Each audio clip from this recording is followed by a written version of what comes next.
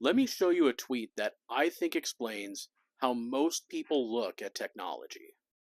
This comes from Christian Kyle, where he says, "My 3-month-old son is now twice as big as he was when he was born. He's on track to weigh 7.5 trillion pounds by the age of 10." And while this tweet is very funny, it's also very similar to the argument that you hear a lot of AI bros say.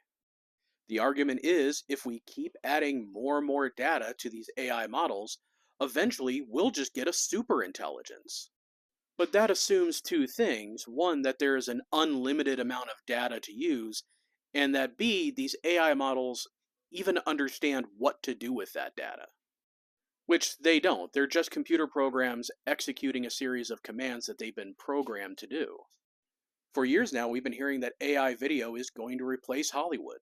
It's improving so rapidly and it's getting so much new data that in no time at all, it will be indistinguishable from real life. But here we are a couple years later, and these are the results. I mean, you. Sort of like how people just eventually stop growing, we stop like gaining weight as we get older, we sort of settle into an equilibrium. The same thing happens to these AI models. Eventually, you can keep adding data, but the system itself isn't really evolving. It's not gaining any understanding or any context for what you're asking it to do.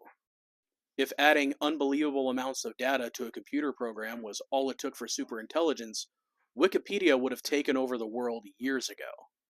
So I think it's important to remember that nothing can exponentially grow forever, and that's why we don't have 7.5 trillion ton people walking around.